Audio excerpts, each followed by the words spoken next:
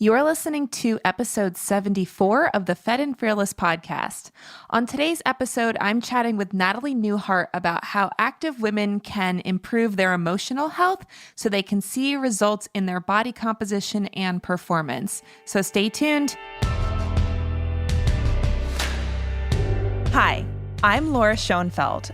I'm a registered dietitian and coach trained in functional medicine with a passion for helping women just like you ditch perfectionism and use food, fitness, and self-care to fuel your bigger God-given purpose. I believe that it's possible to achieve your biggest life-changing goals without the frustration, obsession, or negative self-talk that so many women subject themselves to every day. All you need are the right tools, the right mindset, and the faith to turn your dreams into reality. I'm here to guide you along the way.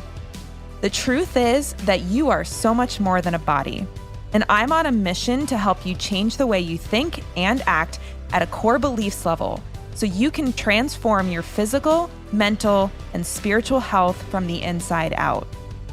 Are you ready to become fed and fearless in your pursuit of a healthy, meaningful life? Welcome to the Fed and Fearless podcast.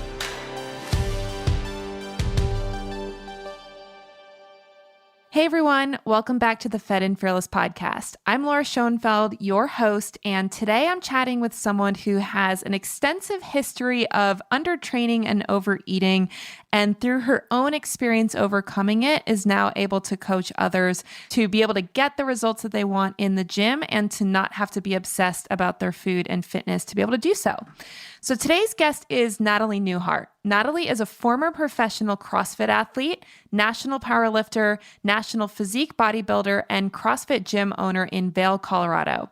She specializes in helping fitness-loving women who eat well, work out often, and are not seeing results from traditional dieting advice. After gaining 20 pounds in 2 months and being diagnosed with hypothyroidism and diabetes with no answers to why, Natalie sought support from world-class doctors and physicians who taught her everything she wanted to know about stress and the female metabolism.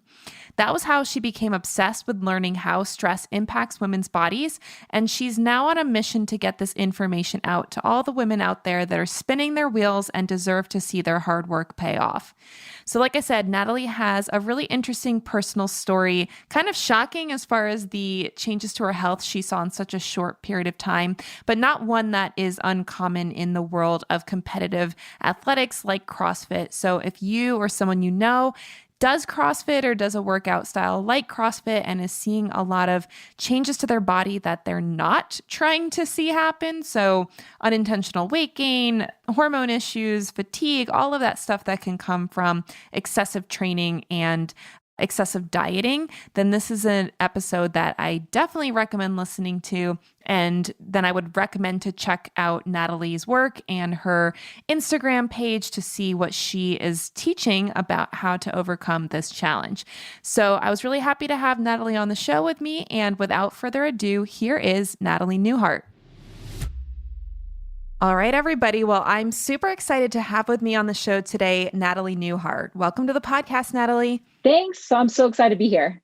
Yeah. And for anyone who doesn't know you, I always like to start with stories to learn about my guests. So if you wouldn't mind just sharing your story with the audience, particularly about how you got so passionate about helping women tailor their diet and exercise routine to their menstrual cycle. Yeah. So my story is really interesting, and I'll let you know, like right from the start, I'm pretty much an open book. So basically it started off like I was a competitive athlete. I was a professional athlete in CrossFit for about 10 years. And then I ended up taking up bodybuilding and ran my body into the ground, like extremely. I took a CrossFit type of mentality as far as training for like the CrossFit games, like 4 to 6 hours a day. And I applied it to a bodybuilding diet. So I just ran my metabolism into the ground. And there was a point, I remember I was getting back into competing in CrossFit, and I actually gained 20 pounds in 2 months. And that was training like 6 hours a day, like not super low calories as I was with bodybuilding, but really low for the amount of training I was doing. And so I was like, man, how could I be gaining weight when I was measuring macros? I was eating clean, right? Whatever. And I was working so hard in the gym. And it turned out like I had a couple of coaches. They were just like, oh, you're just being a girl. you look fine. And I'm like, no, like, I'm pretty sure, my gymnastics, I can't like do my pull-ups the way I used to, and I can't do muscle ups and stuff. And I ended up, I was babysitting a girl's gym, one of my girlfriend's gym, and I couldn't fit, I went to put on my bathing suit and I couldn't fit a single leg through my brand new bathing suit that I bought like a month prior. And I was like, oh, I must have just grabbed my girlfriend's because she was like super tiny. And sure enough, it was mine. And I went and weighed myself on the scale, and I was like 20 pounds more. I mean, it happened so fast. I was 20 pounds more than the last time I had measured. And I went to the store and I got a blood glucometer, and I noticed that I was actually like in pre-diabetic levels. Most of my coaches couldn't really tell me what was going on. When I asked them, I was like, how could this happen? How could I, be working so hard and gaining this weight? And so I went around, of course, to like several different coaches and stuff before I found a doctor that really understood my situation. And he informed me, hey, yeah, like, just as food can make you fat, stress can make you fat. And I was like, just like, what? This is the first time I'd ever heard that. It was actually Jay Tita. I don't know if you know of him. Oh, yeah. Mm-hmm. But he was my coach and my mentor for a while. And he basically took me under his wing because he had been through something very similar. And that's when I really dove in and understood the impacts of stress on the female body. And then not only that, but like how, eventually down the road, how you can tailor your diet and exercise to the period or your hormones or just your life stages, even if you don't have a period, to get better results. And so that was basically, kind of the transition. But it started with me gaining all that weight and actually putting myself in the hospital. I became, hypothyroid, pre-diabetic, I got adrenal fatigue, just the whole gamut, and I was just a big stressed out mess. And so it was really interesting to hear that stress could do that to you. I had no idea. Yeah, well, and I'm sure I wouldn't be surprised if a lot of coaches were saying, oh, well, you must just not be tracking your calories correctly or something, and that's why you're seeing this happen. Exactly. Yeah. And so because of that, that's when I realized, man, if I didn't know this, because I had been a coach, like I was a nutrition coach and more like a generic, nutrition coach, just handing out macros, your typical type of eat this, do this workout. And I realized like, wow, I've been doing it wrong all along. Like, this is why you see so many women in the gym, like working hard, and they are disciplined with their food and they're not getting results. And yet they're told that they just need to work harder. And it's just like, there's nothing more frustrating to be putting in all that effort and not see any results. And so it's like, man, I can only imagine how many people need to hear this information, Right. Well, and I mean, at best, you're not getting results, right? It sounds like in a worst case scenario, you're actually causing a lot of harm to your body and experiencing some illnesses that wouldn't have happened had you not been training and eating like the way that you were. Totally. And like, that has repercussions all across the board, because like, if you're not seeing results, then you're frustrated, you're irritated, you're angry, you're sad, you're overwhelmed, you're confused. Like, all these things definitely don't, they don't serve your relationships. They don't serve your success. They don't serve your body. Like, you're certainly not going to be seeing very good results for all your effort. And so that's when, I really I started to just kind of go down that rabbit hole. Mm-hmm. Well, and I haven't been involved in CrossFit in a very long time, but I know I used to do it here and there back, like, gosh, I want to say at least 6, 7, 8 years ago, probably more actually, now that I'm thinking about it. I think I got CrossFit level 1 certified at the end of 2011. And then I didn't end up coaching because I ended up working for a guy named Chris Kresser instead. And it just wasn't going to work for me to have 2 different jobs during grad school. But I do remember that there was this kind of, I don't want to say the attitude, it's more just like the mindset of people that do CrossFit on a regular basis is a lot of times that they're ignoring their body because they're told that that's like weakness, or again, like stop being such a girl, that kind of thing. So I'd love to chat with you about how this affects women in these competitive fitness pursuits, whether it's CrossFit or something else. I know CrossFit is obviously very popular, but I feel like when women get into these styles of training, a lot of times it's very male dominated. It's kind of like a male environment, and they get told to kind of like suck it up and just, do what the workout says. So, and obviously not all gyms do that. I know different gyms are going to have different types of environments, but why do you think that that's happening, first of all? And how should a woman handle that if they want to participate in a sport like CrossFit, but not end up causing harm to their body because they're ignoring its signals? So first off, I think that, CrossFit tends to attract a certain type of woman, somebody who likes to be told what to do and likes to kind of be kicked in the butt, and just kind of that harder is better mentality. So they sort of thrive off that. But the thing is, we can become so consumed in that and become so obsessed with the wrong idea that, oh, it's all about this workout score or how much weight I'm lifting or how fast I'm going. And it's sad because we tend to lose the fun of it all, like the reason behind why we're doing it, and as a result, like it starts to become, something that it tends to be a bit sort of obsessive, like it's never enough.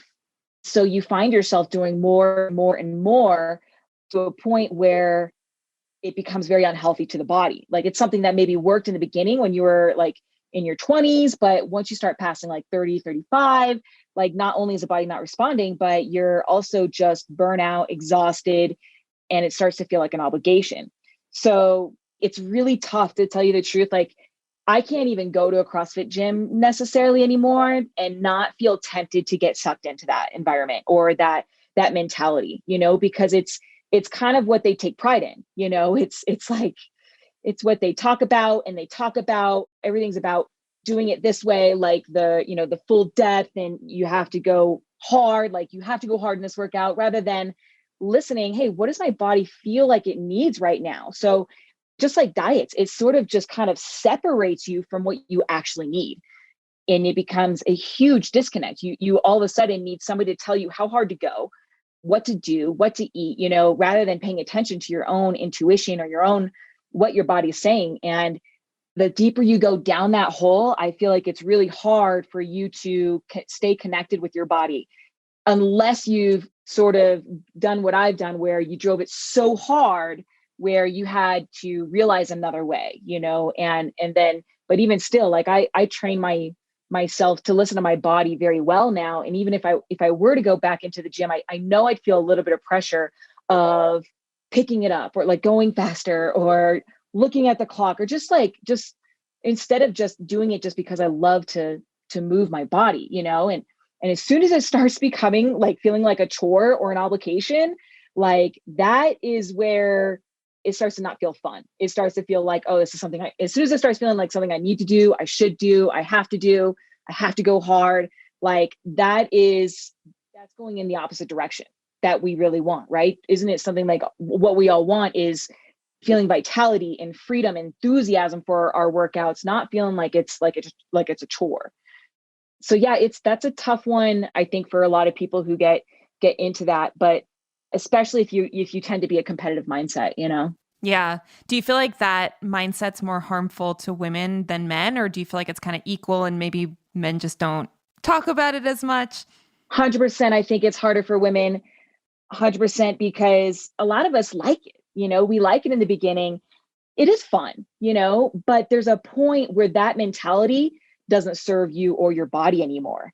And so it's a real fine line, and I think it's really easy to cross. And especially when you notice that mentality worked for you when you were younger and you looked great, you looked, super fit and it was fun. Well, all of a sudden, once you start getting a job, you have kids, and you've got just like this, very full life, that stops serving the body and it becomes harder to lose weight. And so then you think, oh, I must not be doing enough. I got to work harder. And then you beat yourself up because you're working harder, and then because you got to, and then you're eating more because you're working out more. And it's just like, you're stuck in the vicious cycle. Mm-hmm. I feel like I haven't been there in a while because I feel like I hit my mid-20s. I was like, yeah, I don't really want to live like that anymore, but I can definitely empathize with the feeling of everything always needing to be done a certain way. And there was like a right and a wrong way to get results. And it is crazy to think that a lot of this stuff that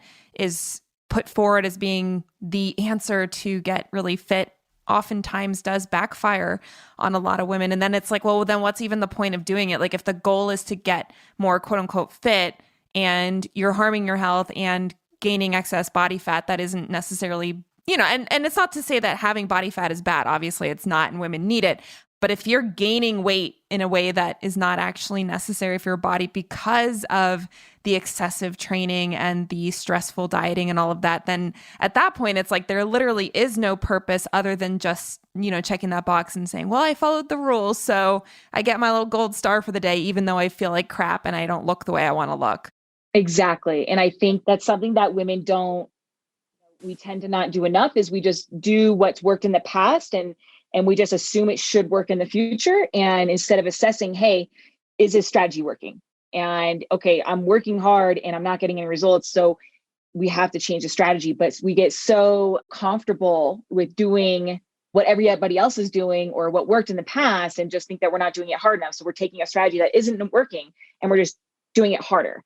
And if that doesn't send you in running, sprinting in the completely opposite direction, I don't know what does.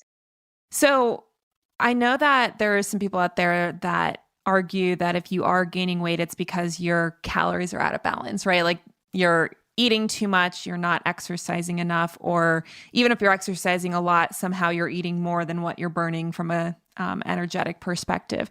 And then they're oftentimes saying like, oh, if a coach is telling you that eating more and exercising less is the answer to your, unintentional weight gain, then that's BS and you should run away from it. So I'd be curious to hear what you would say to that, because I feel like it's a really common argument from people who say they're evidence-based and, well, I follow the science and I'm an expert in endocrinology and all of that. And they would argue that, from the whole law of thermodynamics, you can't be gaining weight if you're not in a calorie surplus. So what would be your response to somebody who said that to you or to a client who felt like their overtraining and strict dieting was what was causing the problem? Well, so I'll be completely honest. I didn't go to school for nutrition. Everything that I learned from firsthand experience, like just from myself and coaching nutrition, over the past 10 years and stuff. And everything took a huge spin as after I had that big metabolic disaster, basically. So what I have to say for that, like to tell you the truth, most of the women I work with, they're certainly not overeating. They're not eating very much. They're doing a lot of working out, or maybe they're not working out that much, but they're living a very high stress lifestyle and they're gaining weight. And so the reason for that is just the effects of cortisol, right? Like the amount of stress that's on the body, whether it be physically from doing too much working out or not eating enough, right? And that's, stressing out the body, or not getting enough sleep, or just emotionally, like in a perpetual state of anxiety and overwhelm. Like all of that is going to just put out a continuous surge of stress hormones, which is going to make you a fat storing machine.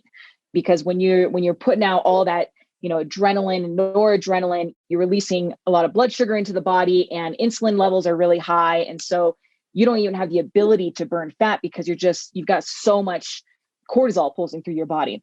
And this is why, like so many women, they think that if they're working out, they're burning fat, right? And they're not, they're releasing fat. Yeah. But because they go from working out to dropping off the kids or a go lifestyle, they're releasing fat, and then that fat's just getting restored because they never drop their stress hormones to a state where they can actually burn the fat. And so because they're just in a constant state of stress, whether it be physically or mentally or emotionally, they're just a fat storing machine, and they are being driven to actually crave more carbs and food, because of cortisol again, because that's what stress does. It makes you want to eat more and move less, demotivates you. And so it's just a recipe for disaster, and I think that I don't think there's enough people talking about the emotional effects that plays a role on your body composition, because that is it's just as important as exercising too much or not exercising enough, or eating too much or not eating enough. Mm-hmm. Yeah. And I'd love to dive deeper into that, because I agree. I don't think that that's a topic that a lot of people are talking about as far as emotional health and how that actually affects your body composition. So when you talk about emotional health, what do you mean by that? Yeah. So basically our nervous system, it's wired off of kind of like fear-based states or love-based states. And the body doesn't know when you're getting I don't know, like when your dog pees on the floor, like your brand new carpet, versus being attacked by a bear, right? Either way, it's the same effects internally on the nervous system. Adrenaline goes up, noradrenaline, cortisol starts getting put out, the insulin.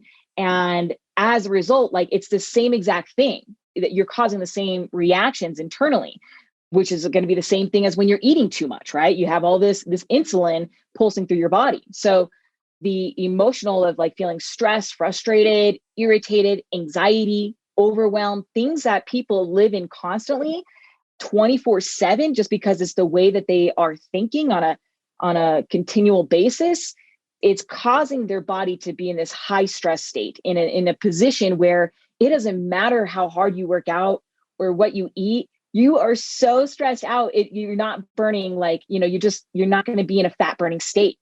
Like I say that a body that is stressed is a body that doesn't burn fat, or build muscle very well. Okay. And the older that you get for women, like the more that becomes a huge factor, right? Because our hormones we start to lose our ability to handle stress. And so the smaller things, like, whether it be the dog peeing on the floor or just a really busy to-do list, like these things start to take a bigger impact on your body. And it's funny because as we age, we tend to take on more things and more stuff and more responsibilities. And not only that, but our patterns get stronger, our patterns of anxiety and overwhelm. We're so easily triggered these days from a text or an email because it's something that we trained. And so it's just this perfect culmination that is setting you up for a very difficult time to seeing results as far as body composition goes. Yeah. Well, and I think, so we're recording this at the beginning of 2021. If you're listening in the future, maybe you can tell us that it's better.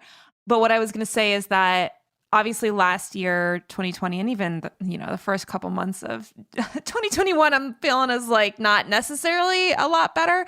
But what I was going to say is that, from a collective whole, I know we've all kind of been experiencing a lot of negativity, a lot of stress, a lot of like fear-based reactions, that kind of thing. So let's just like take that off the table, because I feel like sometimes there's certain stuff going on in the world that like you literally can't control, and it's going to create some stress. What are some of the beliefs or thought patterns that women get caught up in or create like those actual more solid patterns around as they age that would create that kind of outcome from a metabolic perspective? Well, everybody has their own unique pattern for sure. Like, I mean, our own set of patterns, right? Like a couple of years ago, I felt like the only two emotions I knew was anxiety and overwhelm. Like I just lived in those states. I'd be in my house and I would like look at one thing. I'd be like, oh my God, I got to do that. And then I'd look, walk somewhere else and I got to do that. And I'd literally find myself like walking in circles in this jittery, sort of wired, neurotic mess. And that was my pattern. We have our own patterns based off what we learned from our parents or that we've copied from other people. And it usually was trained at a young age. And so everybody has their own unique patterns. Some people are more quick to react out of anger or sadness or frustration or unworthiness or insecurity, anything like that. And so the stories can be all over the place, but I've noticed that a lot of women tend to be highly anxious or overwhelmed because we tend to do a lot of the things, right? Like not everybody, but it's kind of our understood that we cook, we clean, we take the kids to school, we have a job, we also go work out and take care of our body. Like, we have a lot on the plate whereas guys tend to be a little bit more like, they're just kind of relaxed about it all, like we tend to like want that control. And so we tend to say things like, oh, I have to do this. I need to do this. I have so much to do. There's not enough time to do it all. So those kind of stories, but you can also be thinking things like right now, like, states of fear, like with COVID and everything, like being scared, like, I don't know what's going to happen. You just start to create all these fantasies in your mind. So the stories can look a variety of different ways. I tend to notice the ones a lot around like when it comes to nutrition. Oh, I have to go work out. I need to eat my veggies. I should go for a walk, those kind of things. Or like fear of food, like, oh, I can't eat that. That's going to make me fat. Or I can't eat till 11 a.m. Stuff like that. Like all that fear is going to create a certain experience, and it's going to create a more obsessiveness. It's going to keep you stuck in that cycle, a more obsessiveness around food, the gym, and it's going to make it feel just like this obligation. Mm-hmm. I do feel like, and I'm probably wildly generalizing here, but I do feel like men tend to do a better job at compartmentalizing things. Like they can kind of pay attention to one thing at a time a lot better than women can, which obviously there's pros and cons. Like if you're the kind of person that can't mentally multitask at all, it's like you just don't even know what's going on around you. So I do think that we're wired differently. And I think there's pros and cons to each type of wiring. But I do find that women, they do a lot more emotional labor where it's like just thinking about what they need to do a lot. It's like, it doesn't even matter if you have to do it today or a week from now or a month from now, or you might not even have to do it. It's like you're just constantly mentally managing the things that you think you need to do. And if you're adding a bunch of rules about your food and your exercise, then that's just like squeezing more on that emotional labor plate. And we're not saying that working out is like, oh, just stop working out and you'll be less stressed. Like that's not the solution. But if you have all of this anxiety around, I need to do it this way, or, oh, I made a mistake, or, oh, if I don't do it this way, this bad thing's going to happen. Like that just seems like it would compound all of the like natural tendency towards multitasking type of thinking, which I don't believe in the concept of multitasking as like it's really just context switching as far as thinking about one thing and then thinking about another thing. But if we're trying to take care of our responsibilities as adults, which obviously we have them, they're not going away. A lot of times, like if you have kids, for example, you can't just be like, I'm not going to be a mom today. I'm just going to like take a break.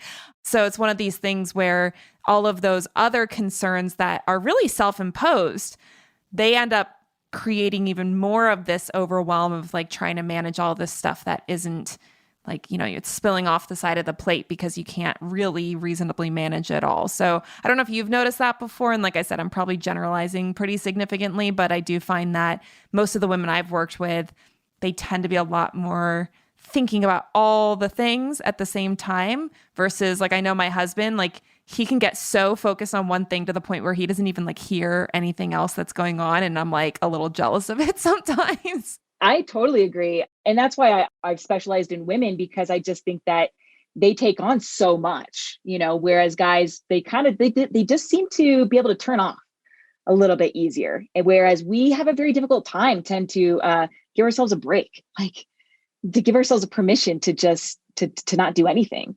And, you know, because we just think that every little time where we're not doing something, we should be doing something. So yeah, I've definitely noticed that. And my relationship is the same way. And it's really interesting, but it's definitely, you know, it's something that's been trained over time.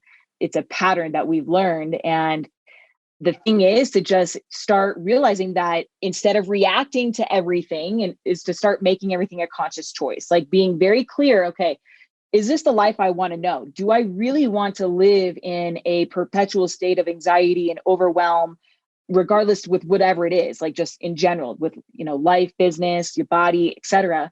Or do I want to know a state of peace? Do I want to know a state of joy or love or vitality? Getting clear about what you want and then orienting your thoughts, basically just starting to pretend like you are that person, because that is how you can retrain that pattern of thinking and that way of being, the things that you do. You can completely transform that whole reality of feeling like you're constantly reacting like a pinball machine, like in a pinball machine of life. Yeah, definitely. And I think the identity-based habit development is such an important topic for people to be aware of. And I know I can't remember if it's going to be the next episode or previous episode. And I tend to batch my episodes. So we've done a lot of interview this week. But I know he's talked about that recently with another guest where we're talking about those identity-based habits. And it's interesting because when you first learn that as a strategy, I feel like it does take some effort. But then once you start using that as a strategy, it kind of starts naturally happening. Like I was having a conversation with another friend who's in online business in the health space. And I was telling her how, like, when I thought about what I want my life to look like in the next like 5 years, I don't want to be on social media all the time and feeling like I have to be reacting to every single like world event that happens like with some kind of profound statement on social media. And so, understanding that that's not the way I want to live my life for the rest of my 30s then led me to say, okay, well, if that's not how I want to live my life, then when it comes to running my business, I'm not going to create a business that relies on me being super involved on social media. And maybe that doesn't look like a quote unquote like great business strategy on the outside. But when I think about the life I want to have, I'm creating my business to support the life I want to have, not the other way around. And I feel like we can do the same thing with our food and fitness choices. Like if you think about what kind of lifestyle do I want to have? How do I want to feel every day? What do I want my time to be spent doing? And then you compare that to how you're currently living and the way that you're thinking about food, the way that you're approaching exercise, then you can say to yourself, is this how I want to live the rest of my life? And if it's not, and you don't want to feel like crap, or you don't want to be like, I have to go to the gym for 2 hours a day, 6 days a week, if that's not how you want to live, then it gives you this identity or future you based way to make that decision. And I do think the more we think about it that way, it becomes more of like just naturally the way you start making decisions around your habits. 100%, girl. That is yeah. That is like the fundamental part of my program is making sure you know exactly what you want. Because if we don't have a target, just like when we go, like when we get in our car, like where are we going? We got to know where we're going so that we know, do we take a left-hand turn or a right-hand turn? We need to know, what do we want? And it doesn't have to, unfortunately, like we think being fit and healthy has to be driven out of fear and anxiety and obligation and all that stuff. It doesn't. If that's what you want, that's fine. But that may work using willpower and discipline to get the fitness or the health that you want, but you'll still have that body and still have paralyzing fear and anxiety in the process when you have that body. So then it's like, at that point, what is it all worth?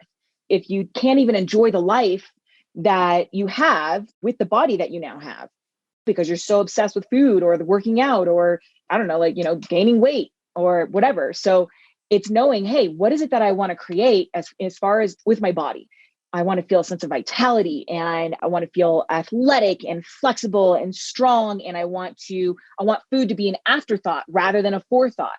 I want the gym to feel like a celebration rather than an obligation. I want to wake up with enthusiasm to eat my meals and inspiration. And because when you start to drive out of that, all of a sudden, like this life becomes something you not only excited for, but it's something that you look forward to doing, and you can do it every single day because it doesn't feel like a chore, doesn't feel like an obligation. And so it's reminding yourself, basically reprogramming, because I think that we've all been taught that it has to be hard, it has to be a struggle, and we got to count food, and like we got to fear like food's going to make you fat, and like we got to think about food, diets, they have you literally thinking about food when the last thing you want to do is think about food. It's crazy. So it's aligning yourself. Exactly. Got to know what you want, and then aligning yourself with the thoughts that person would think, the feelings that person would feel, and the actions that person would take. And over time, the more that you train those thoughts of, hey, why do I love this? I get to do this. I love eating veggies over this cupcake, just talking that way rather than, oh, I have to eat veggies and all that. The more you train that way of being, the more it becomes who you are. Like you said, it gets easier. In the beginning, it's going to feel really strange and awkward to think that, well, I have to work out. What is she talking about? Like, well, it has to be hard. I have to sacrifice eating the fun foods. Yeah, like that's one way to look at it, but that's going to create a completely different experience as opposed to looking at it like I get to, and how can I make this fun, and just doing it from a place from like passion and love. It's going to, the experience that you're going to create as far as the outcome, like the end body and health, is going to be completely different from the person that's driving out of fear and anxiety. Yeah. Well, and just to wrap things up, because I know you have another thing you have to get to, I'd love to continue talking with you, but just to kind of end on some action steps for our audience, what would be your single best piece of advice for active women who are frustrated with their weight and their results in the gym, and they feel like they're trying so hard, but they're not getting the results that they want to see? The first thing I would do is we need to train the nervous system to turn off. we need to train the body to learn how to relax. Because typically those type of women are in a go, go, go state, and they have a hard time giving themselves permission to relax. So I would honestly say, take a whole week and just focus on walking. Just do that and be mindful on your walks, not a power walk, not for time, not for steps. Do it and just be present with nature. Feel the wind against your face, feel your arms swing by your side, feel your feet hit the ground, just be completely present and allow yourself to slow down and realize that you'll probably lose some weight just by doing that. And you'll realize it's okay. It's okay that I don't go a million miles an hour. And maybe this is actually the life I want, right? Because a lot of us are kind of chasing for peace, but that chase will never get you to peace, So I'd say take a week. 5 days is what I usually give my clients. The first week is just go for a walk and then do some things like, take a hot bath, do relaxing things, take a long shower, listen to some relaxing music, just give yourself permission to turn off. And hopefully after that, you won't be so afraid of not hitting the gym that next day or of allowing yourself to relax. I think that'd be huge. I love it. Well, sounds like a great plan in my opinion. So Natalie, it was really great to connect with you and to hear your opinion and your perspective on this important topic. Where can our audience connect with you further if they want to get to know you better and to get inspired by you and your understanding about this topic? Yeah, first off, it's been really great talking to you too. It was super fun. You can reach out to me. Usually the best way is probably through Instagram. So Natalie.Newhart. That's going to be the easiest way. You can learn more about me, kind of hear what I talk about. And I'm also on YouTube. I'd say the Instagram is where the best place to reach me. Awesome. Well, we'll make sure to link to that in the show notes. You guys can connect with Natalie. And thank you again. It was really great to chat with you. And I hope you all enjoyed listening to the conversation as well. And we will see you here next week on the Fed and Fearless podcast. Take care, everybody. Hey there, Laura here again. Thank you so much for listening to the Fed and Fearless podcast. Your time is your most precious resource, and I'm so grateful that you choose to spend some of it with me. Now, if you're enjoying the podcast and want to continue supporting my work on this show, I would very much appreciate it if you would leave a review on iTunes. By leaving a 5-star review, you'll help others find the show and help me spread my message to a larger audience. You can go to fedandfearless.com/review to find a button that'll take you right to iTunes to leave your review. And I have a special gift for you as a thank you for helping me share the podcast. Once you leave your review, send a screenshot of the review to hello@lauraschoenfeldrd.com. Or you can DM it to me on Instagram @lauraschoenfeldrd. Once you do, I'll share a free copy of my Overcoming Undereating ebook. Then share a favorite podcast episode in your Instagram stories and tag me @LauraSchoenfeldRD. And I'll also give you a free copy of my 14-day calorie challenge recipe guide. Together, these bonuses are worth $44 and will help you become Fed and Fearless. And you'll get them absolutely free for just helping me grow the podcast. Again, thank you so much for your support, and I'll see you here next week for the latest episode.